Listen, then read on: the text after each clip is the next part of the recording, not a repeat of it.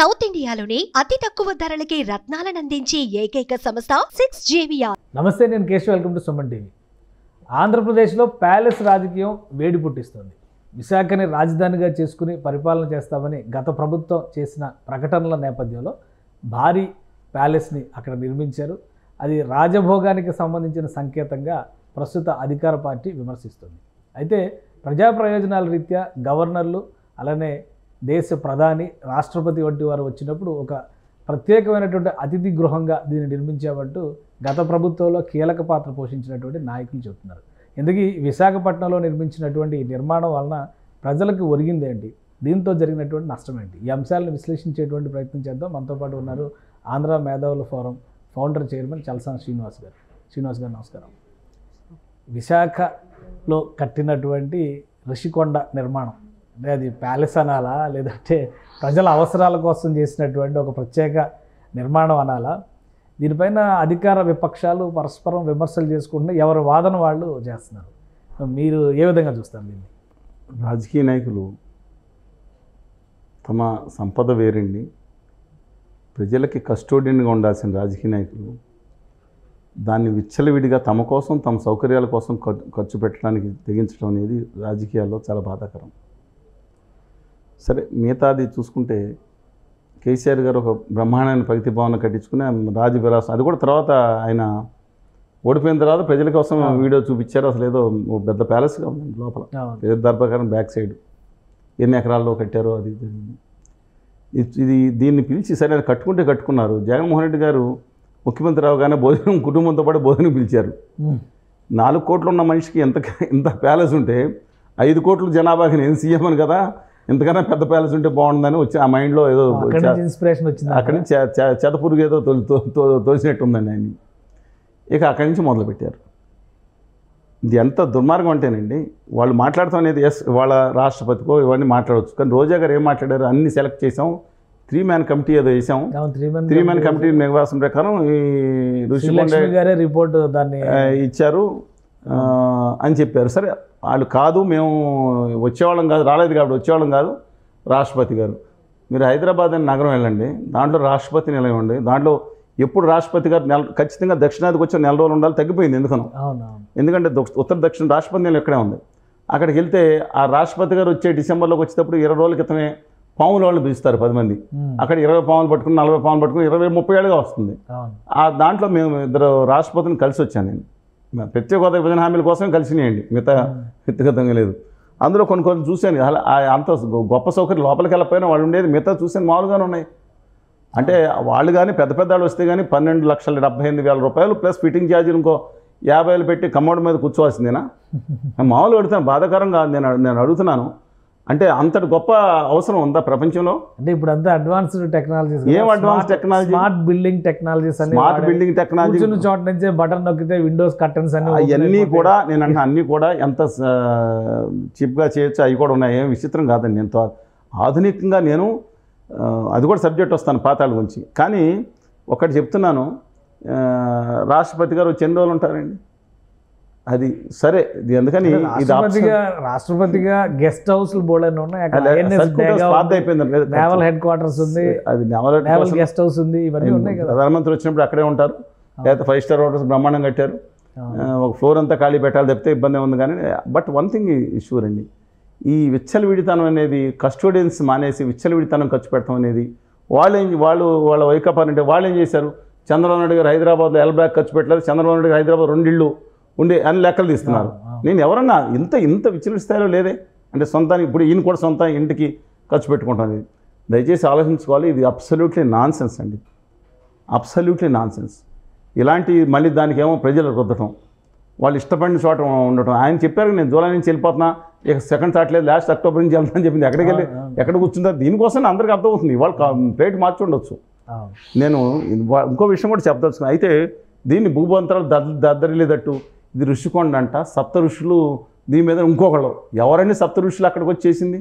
ఎందుకు చెప్తారండి? అది ఋషికొండ చిన్న కొండ, చాలామంది తెలియకుండా ఇంకొకరు ఆయన చెట్టు అంటారు. అది ఒకసారి చూడండి. ఆ ఋషికొండ అంట మొత్తం విశాఖపట్నాన్ని సునామీ నుంచి కాపాడుతుందంట. అది ఎంత ఉందండి? అది దీని మీద ఇంతకుముందు పాలకులు అంటే ఒకటి అక్కడ ఆల్రెడీ టూరిజం రిసార్ట్స్ హరిత రిసార్ట్స్ ఆల్రెడీ ఉన్నాను నేను చేకొండ హరిరామరావు గారు వెళ్ళినప్పుడు అనేక సార్లు మేము ఆ హరిత రిసార్ట్స్లో ఉన్నప్పుడు మందును మద్యము మాంసాహారం పర్మిట్ చేసినప్పుడు ఆ ముఖ్యమంత్రి తెలియదా సప్తఋషులు అక్కడ ప్రాంతం ఉంటారా 5 ఎకరాలు 6 ఎకరాలు ఉండేది అంటే మిగతా స్టేట్ నుంచి మిగతా 5 కలిపి 5 ఎకరాలు ఇప్పుడు 9.8 ఎకరాలు 9.5 ఎకరాల దాకా 9.8 ఎకరాల్లో చేశారు అది కొంచెం ఎక్కువైంది సిఆర్జెడ్ నిబంధనలు ఉల్లంఘించారు కొంచెం అట్లాంటి మేము ఉల్లంఘించి ఉంటారు తప్పది కానీ నేను అన్నాను అదేదో భూబంతరాలు దద్దరిల్లిపోయినట్టు ఈ 452 కోట్లు మాత్రం మైండ్ బ్లోయింగ్ అండి నేను అన్న బిల్డింగ్ అసలు ఒక బిల్డింగ్ కట్టుకోవాలంటే గవర్నమెంట్ నామ్స్ ఏంటంటే పబ్లిక్ మనీ కాబట్టి దాని మీద ఏమి క్యాబినెట్ దీని మీద ప్రతి అధికారి ఏమి ఉండవు రావత్ గారు సత్యనారాయణ గారు అందరూ నాకు వచ్చిన అక్కడ ఉన్న పేపర్లు ఇచ్చిన సమాచారం ప్రకారం ప్రతిదానికి క్యాబినెట్ ఆమోదం తీసుకున్నారు ఓకే ఓకే సమిష్టిగా క్యాబినెట్ రెస్పాన్సిబిలిటీ ప్రతి ఎక్స్పెండిచర్కి తీసుకున్నారనే వచ్చిందండి వాళ్ళ కానీ అసలు బాత్రూమ్కి 26 లక్షలు ఏంటండి నాకు అర్థం కాదు మళ్ళీ దానికి ఒక 500 ఎస్ఎఫ్టీ ఇప్పుడు జగనన్న ఇల్లు 500 ఎస్ఎఫ్టీ అంటున్నారు 400 ఎస్ఎఫ్టీ కొన్ని difference of area to area దాంట్లో ఆ బాత్రూమ్ అంటే ఉండకూడదని అంటలేదు అంత విలాసమైన ఉండాలి నేను చెప్తున్నాను చాలా కానీ ఇంకోటి చెప్తున్నా శ్రీకొండ అనేది దాంతో పెద్ద కొండని కాదు దాని ముందు 70 కొండలో సబ్జెక్టు కరెక్షన్ 67 కొండలో దీనికన్నా 10 రెట్లు ఎక్కువ ఉన్నాయి పందేరాలు చేశారు కదండి అద్భుతమైన విశాఖపట్నం యొక్క సౌందర్యాన్ని అంతా కొండలు కింద వ్యాలీస్లు ఇచ్చుకోవచ్చు కదా కొండల పైభాగాన్ని దిక్కుమాల బిల్డింగ్లు కట్టినట్టు కట్టి ఆ సౌందర్యం మన దానికి ఏమంటారు చెప్పండి నాకు ఇప్పుడు రాజశేఖర రెడ్డి గారు ఉండవచ్చు దాని ముందు ఇవ్వచ్చు నేను అడుగుతున్నాను ఈ కొండ చిన్న కొండ ఇది మీరు చూశారు కదా పెద్దలు ఏదో 10 కిలోమీటర్ల పొడవు ఉన్న కొండలా కింద విశాఖపట్నాన్ని రాష్ట్రాన్ని కాపాడిన కొండలా మాట్లాడుతున్నాను తెలియక మాట్లాడుతున్నారు అంటే కొండ అనేది తర్వాత పక్కన పెడితే అసలు బిల్డింగ్ కట్టడానికి నామ్స్ ప్రకారం చూస్తే ఒక పరిధి అంటూ ఉండదా 400 అంటే ఒక నిర్మాణం ఇప్పుడు మిలీనియం టవర్స్ అని కట్టారు సో దాని పర్పస్ ఇది అని చెప్పిన తర్వాత ఆ పర్పస్కి తగ్గట్టుగా దానికి ఎలకేషన్ ఉంటుంది కదా టెండర్స్ పిలిచారంట టెండర్స్ పిలిచిన తర్వాత ఏదో 3 టెండర్స్ వస్తాయి చాలా ఉంటాయి కానీ ఇంటీరియర్స్ కేసిన 3 టెండర్స్ కాకుండా వాళ్ళ అసెంబ్లీలకు ఇచ్చారని వచ్చింది ఓకే ఐటీ సలహాదారు గారు ఉన్నారు శ్రీనాథ్ గారని వాళ్ళ అసెంబ్లీలకు ఇచ్చారని వచ్చిందండి ఇది అంటే లిమిటేషన్ ఉండదన్నమాట అంటే అందులో విల్లాలు కట్టారు బ్యాక్ సైడ్ 4 దాంట్లో వేంగి అద్భుతమైన పేర్లు పెట్టారు వేంగి కళ్యాణ్ మంచి పెట్టారు 4 పరిపాలనా భవనాలు 3 రెసిడెన్షియల్ భవనాలు ఒకటి బహుశా ముఖ్యమంత్రి గారు ఉండటానికి ముఖ్యమంత్రి గారి కుటుంబ సభ్యులు ఉండటానికి తర్వాత గెస్ట్లు ఎవరిని వస్తే అక్కడ దాంట్లో అదే సెక్రటరియట్లో ఉండటానికి ఒకటి ఉంటున్నాం తెలియదండి నాకు కానీ ఇంత ఎక్స్పెండిచర్ పెట్టి ఇంత పైన ఆల్రెడీ ప్యాలెస్ లాగేసుకున్నారు కదా అరవింద్ ఫార్మా పక్కన ఉన్న బే హోటల్ ఒకటి ఉంది అద్భుతమైన హోటల్ కొండ మీద 20,000 ఆ తర్వాత సురేష్ ప్రొడక్షన్స్ రామానాయుడు గారి కొండ ఉంది దాని కింద 10 ఎకరాలు కూడా లాగేసుకున్నారంటే ఎవరు లాగేసుకుంటే నయన భయానం అక్కడ జాస్తి మల్లికార్జున గారు ఉన్నారు ఆయన చెప్తున్నారు మొదట మీరు చూసుంటారు ఈనాడులో మొత్తం అది ఈ పద్ధతి కాదండి అప్సైడ్ అంటే ఏంది ఇక్కడే మొదలైందని కాదు ఇంతకుముందు మొదలై ఉండొచ్చు కానీ పీక్స్ దీనిపైన ఏంటి చర్యలు ఏమి ఉండొచ్చు ఖచ్చితంగా దీని మీద మొత్తం వస్తారు కదండి వితౌట్ టెండర్స్ కానీ క్యాబినెట్ మొత్తం చుట్టుకుంటుంది క్యాబినెట్ నిర్ణయం తీసుకున్నారని ప్రతిదానికి క్యాబినెట్ అప్పు తీసుకున్నారని వచ్చింది కానీ ఇంత విచ్చలవిడిగా నేను అందరికీ ఒక విషయం చెప్తున్నాను దీంట్లో సరే అభిమాన్ ఎవరు వాళ్ళు మాట్లాడుకోవచ్చు కానీ ఒకటి చెప్తున్నాను ముఖ్యమంత్రులు అంటే ఎలా ఉండాలంటే ముఖ్యమంత్రి ఫోటో నొప్పేని చక్రవర్తి గారు ఒక ముఖ్యమంత్రి ఆయన ఇదంతా అయిపోయిన తర్వాత ఆయన ఇంట్లో ఉండలేకుండా కష్టం ఇంటి కూడా లేకుండా ఉంటే ఒక ఎమ్మెల్యే హాస్టల్లో సింగిల్ గదిలో జీవితాంతం గడిపాడు అబ్దుల్ కలాం గారు మహానుభావుడు రాష్ట్రపతి భవన్ నుంచి వెళ్ళే సామాన్లు కూడా లిస్టు ఉంది అది ఏం తీసుకెళ్లారు అన్నీ అక్కడ వదిలేసి ఆయన పుస్తకాలు ఈ ల్యాప్టాప్ అవి పట్టుకెళ్ళిన మహానుభావుడు ఉన్నాడు ఆయన బ్యాంక్ బ్యాలెన్స్ ఎంత ఉందో ఉంది సరే వాళ్ళందరూ ఏది కుటుంబాలు లేవు కదా అనుకో చండ్ర రాజేశ్వరరావు గారు 100 ఎకరాలను భూస్వామి ఆయన పోరాడాడు చలపరాజు గారి మీద ఆఖరికి ఈ దేశంలో 2వ అతిపెద్ద పార్టీ మోడీ గారు లేరండి ఎవరో నెహ్రూ గారు వీళ్ళందరూ కూడా ఇందిరాగాంధీ దగ్గర మాట్లాడితే 2వ అతిపెద్ద పార్టీ కాబట్టి కమ్యూనిస్ట్ పార్టీ నేత కింద ఒక చక్రం తిప్పిన వ్యక్తి ఆ పార్టీకి ఆస్తి సృష్టించారు కానీ ఆయన ఆఖరి ముగ్ధుం భవన్ అని హైదరాబాద్లో ఉంటుందని హిమాయత్ నగర్లో దాంట్లో గదిలో ఒక జత చెప్పులే 2వ జత చెప్పులు కూడా లేవండి కాండుకోండి ఒక జత చెప్పులు 3-4 జతల బట్టలు ఒక 20 పుస్తకాలు రాసుకున్నాను పెన్ను ఆయన ఆస్తిని రాసి మిగతాది లేకుండా పరిస్థితి ఏదో సంగతి ఇంకొక విషయం చెప్తాను టంగుటూరు ప్రకాశం మంత్రులు తెలుసా మీకు పరిచయమేనా తెలుసు చెప్పండి చెప్తున్నానండి ఆయన ఒక దవేజీ గారు కూడా రాశారు క్లియర్ కట్గా ఆయన ఓ రోజు ఆయన శాలువ కప్పడానికి వెళ్తే అందరూ విలేకరు మొత్తం వచ్చింది శాలువ కప్పారంట ఏమయ్యా పొద్దు నుంచి ఏం తినలేదయ్యా నా కనీసం 4 అరటిపళ్ళు తీసుకొస్తే ఇవాళ కడుపు నిండేది కదా అన్నాడు.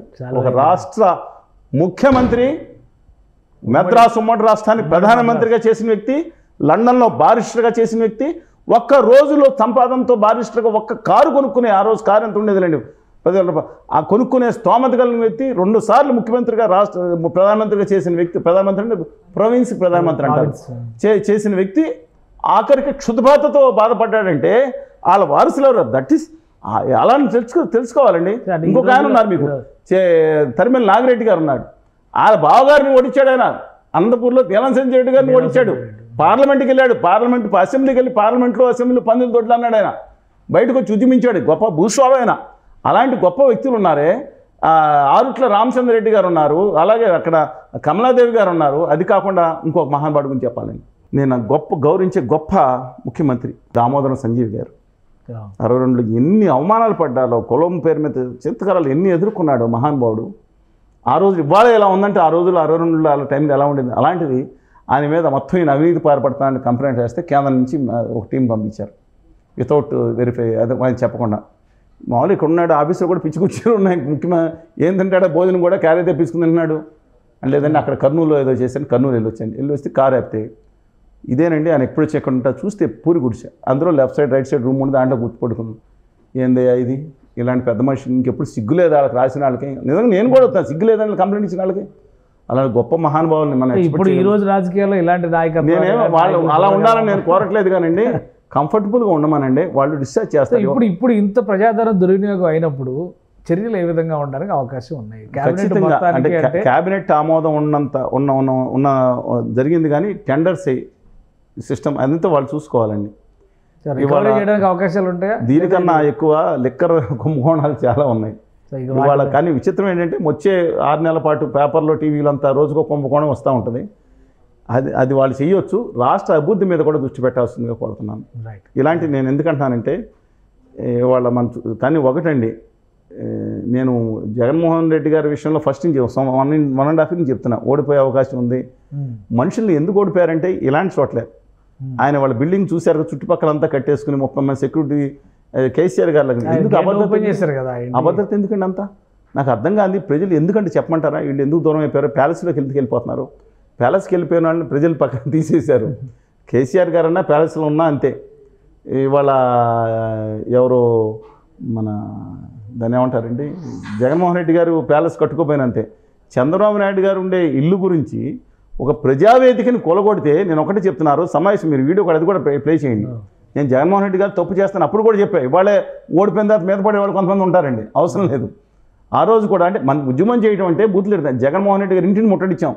ఇంటిని ముట్టడి ఉడతూపులు మేము పిలిపించేసి అరెస్ట్ అవ్వడం కాదు. నేను లక్ష్మణ్ గారు అందరూ వెళ్ళి పంటకాల దగ్గర టకేలు మన ఇంటి ముందుకెళ్ళి ఇంటికెళ్ళి దాడి చేసే ముట్టడి చేసే పరిస్థితికి వచ్చాం.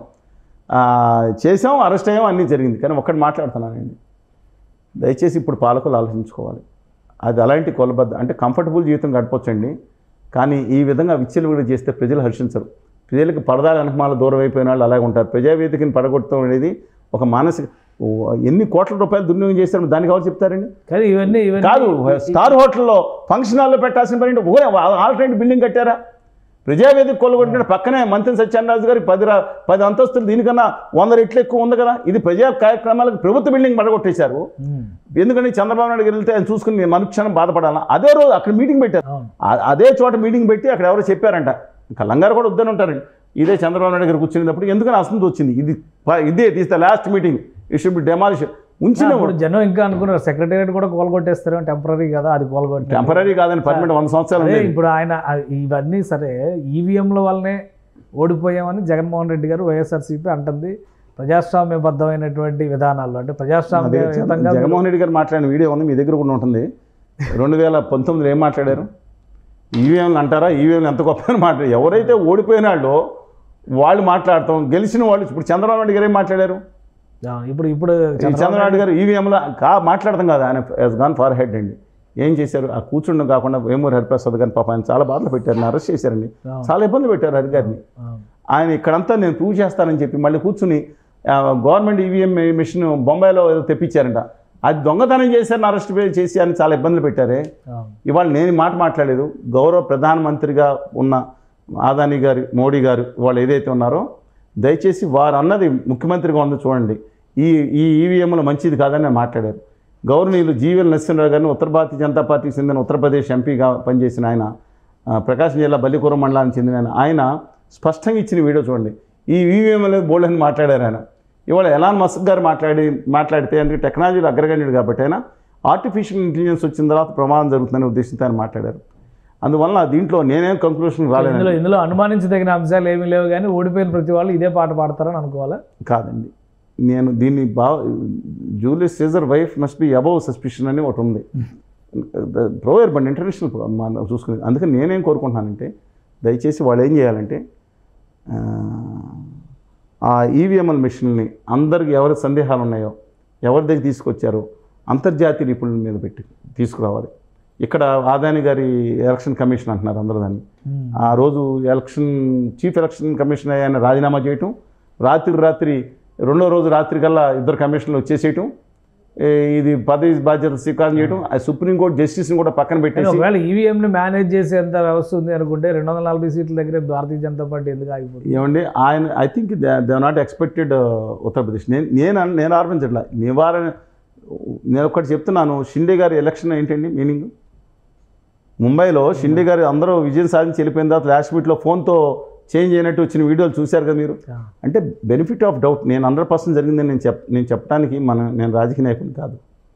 ప్లస్ రాళ్ళు నెగ్గిన తర్వాత లాభం లేదా ఓడిపోయిన తర్వాత మాట్లాడేవాళ్ళం కూడా కాదు. దీని మీద నివృత్తి చేయాల్సిన బాధ్యత, సంపూర్తిగా నివృత్తి చేయాల్సిన బాధ్యత వాళ్ళు తీసుకొచ్చిన మిషన్ కాదు. మనం ర్యాండమ్ చూసుకెళ్ళారు. 15 నుంచి 19 లక్షల మిషన్లు ఏమైపోయాయంటే ఇంతవరకు సమాధానం లేదు కదా. ఈ దేశంలో ఎక్కడికి వెళ్ళిపోయినాయి అంటే. అందువల్ల నా ఉద్దేశం ప్రకారం ఈ ఆదాని గారి ఎలక్షన్ కమిషన్ కానీ మిగతాది ఏదైనా కానీ అందరికీ కూడా ఖచ్చితంగా పిలిచి వాళ్ళు ఎలా ట్యాంపర్ చేయగలుగుతారో వాళ్ళ మిషన్ తీసుకొచ్చి వీళ్ళ మిషన్ తీసుకొచ్చి ఇది అయిన తర్వాత మాత్రమే వచ్చే అసెంబ్లీ ఎన్నికలకు మహారాష్ట్ర కానీ వెళ్ళాలని కోరుతున్నాను. అంతే తప్ప రాజకీయ గెలిచిన వాడేమో జిందాబాద్, ఓడిన వాళ్ళేమో ముర్దాబాద్ అని పాప ఎవరు నోరు లేని మిషన్స్ అని అంటలేదు. ఎలక్ట్రానిక్ కార్పొరేషన్ ఆఫ్ ఇండియా అని హైదరాబాద్లో తయారు చేస్తారు. మోస్ట్ ఆఫ్ ద మిషన్స్ ఇప్పుడు నేను బయటకి ఇచ్చారు నాకు తెలియదు, ఆదాని గారు అంబానీ గారి కంపెనీ కానీ ఇచ్చారని తెలియదు. అందుకని నా ఉద్దేశం ప్రకారం ఇవాళ అది ఉండాల్సిందే. నేను ఆదాని గారి కమిషన్కి విజ్ఞప్తి చేస్తున్నాను. ఈ దేశాన్ని మొత్తం కనుసన్నలు నడుపుతున్న ఆదాని గారు అది పెద్ద విచిత్రం కాదని. ఎందుకంటే ఈ రాష్ట్రంలో ఎంపీలను కూడా, ఈ దేశం ఎంపీలను 50 మందిని 1,50,000 కోట్లు ఆయనకి ఒకరోజు ఆయన సర్క్యూట్స్ కొట్టిందనుకోండి, ఆయన షేర్లు 1,50,000 కోట్లు పెరిగిపోతాయి. నేను దురదృష్టం అండి దేశం. సరే, let us wait and see అండి. శ్రీనివాస్ గారు మీ అభిప్రాయాలు తెలియజేసినందుకు.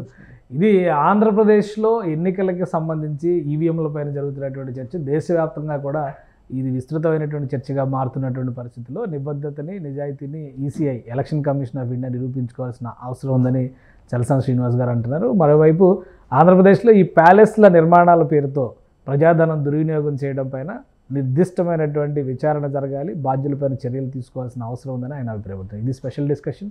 Keep watching. సుమన్ టీవీలో మీ పర్సనల్ అండ్ బిజినెస్ ప్రమోషన్స్ కోసం కింది నెంబర్కి కాంటాక్ట్ చేయండి.